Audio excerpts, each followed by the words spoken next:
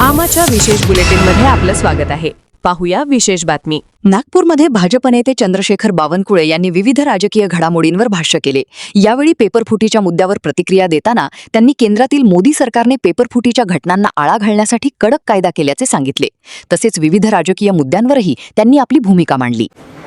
ज्या पद्धतीने आम्ही कायदे कडक करतोय, ज्या पद्धतीने काल प्रधानमंत्री मोदीजींनी टास्क फोर्स निर्माण केले आहेत, आज देशामध्ये कडक कायदा येतोय। शेवटी हे जे समाजविरोधी एलिमेंट्स आहे, पेपर फोडणारे, याचा खऱ्या अर्थाने बंदोबस्त करण्याकरता अधिक कडक कायदे देश आणि राज्य करताय। आता वर्षानुवर्षापासून या पद्धती ज्या सुरू आहेत त्या पद्धती आळा घालणे हाच मार्ग आहे।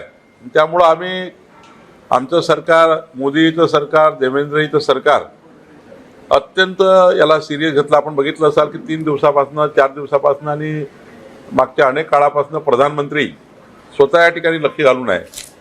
प्रधानमंत्री मोदी यांनी स्वतः हा विषय आता आपल्या हातात घेतलेला आहे।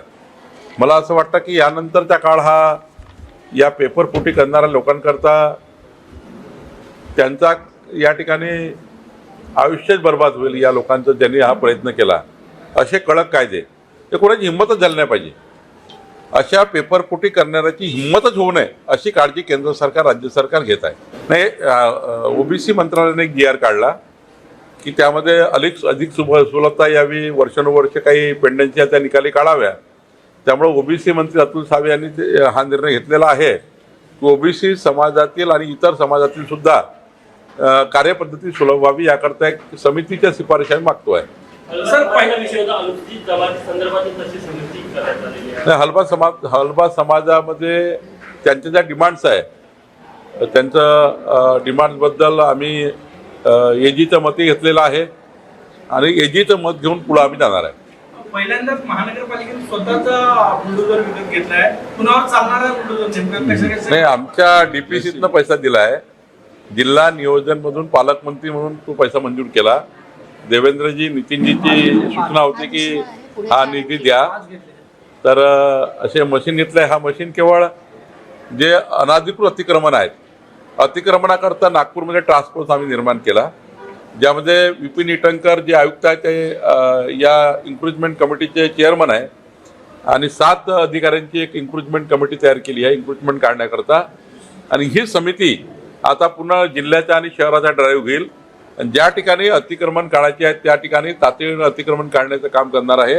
आम्ही एक स्पेशल टास्क फोर्स नागपूरमध्ये अतिक्रमण काढण्याकरता आयुक्ताच्या अधीनस्थ या ठिकाणी तयार केला आहे, त्यानुसार याची कारवाई होणार आहे। कॉक्रोचच्या यशानंतर आता T20 जनता पार्टी सुद्धा स्थापन करण्यात आली आहे। कुठेतरी नितीन गडकरींना निशाणा करण्याचा प्रयत्न करण्यात। लोकशाही मार्गाने ज्यांना ज्यांना अधिकार आहे ते आपला अधिकार वापरतील। शेवटी प्रत्येकाला अधिकार आपली पार्टी काढायचा आणि त्यामुळे त्यांनी पार्टी काढली असेल, त्यांची काय मागणी येतात ते बघू। नियमात असेल तर पुढे जाईल। जर आता मागणी वास्तव आहे की अवास्तव आहे चेक करावी लागेल।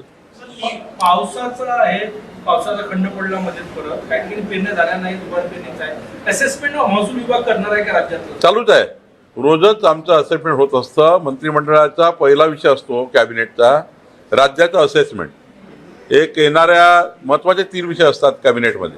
पहिला विषय धरणाची काय परिस्थिती आहे, पिण्याच्या पाण्याची काय परिस्थिती आहे।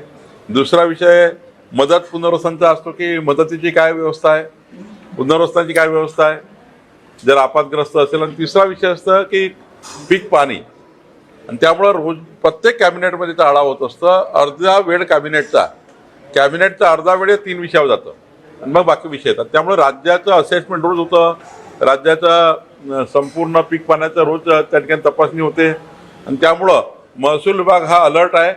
कुठल्याही शेतकऱ्याचं नुकसान झालं, दुबार पेरणी आली किंवा तिबार पेरणी आली, त्याच्यावर आम्ही लक्ष देऊन आहोत।